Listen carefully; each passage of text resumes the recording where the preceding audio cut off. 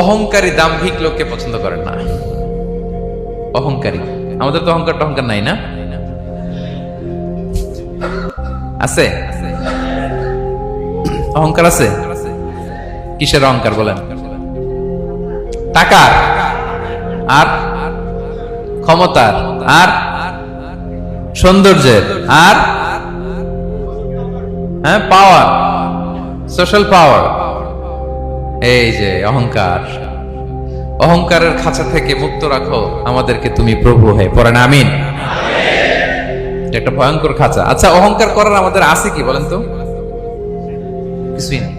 আল্লাহ বলে ওয়া খুলিকাল ইনসানু দাঈফা, তোমাদেরকে আমি দুর্বল করে তৈরি করছি।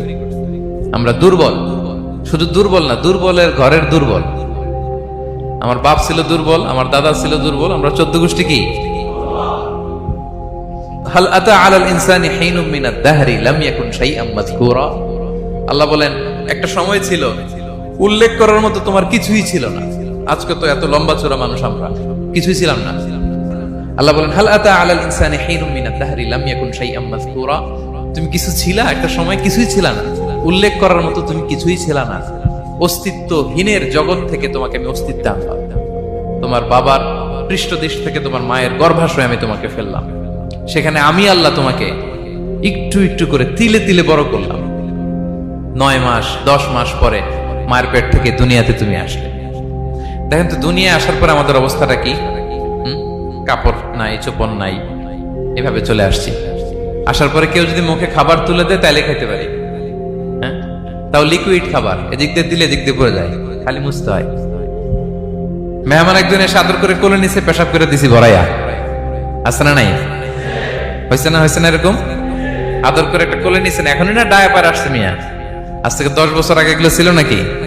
প্যাম্পাস ডায়াপার ছিল, এই কাঁথা টাতা নিয়ে কোলে নেওয়া লাগতো, তারপরে দিছে ওদিক দিয়ে জামা টামা ভিজে শেষ।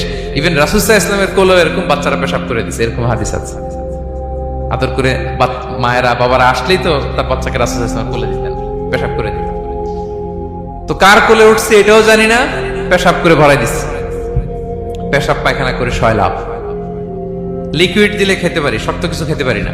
এই তো আমি, এই তো আমার ক্ষমতা। একজন যে বললেন ক্ষমতার অহংকার, এই তো ক্ষমতাটা তো এতটুকু। এরপরে যখন জোয়ান হয়েছে, এখন তো জোয়ান, এখানে একটা ভূমিকম্প হইলে কি অবস্থা হবে বলেন তো জোয়ানদের? হ্যাঁ, কাঁপতে কাঁপতে সব শেষ। একটা ভূমিকম্প, একটা তুফান হলে ওটার বিরুদ্ধে দাঁড়াতে পারি না। একটা তুফান, রাস্তায় টায়ার পাংচার হলে লাফ দিয়ে উঠি। ক্ষমতা আমার।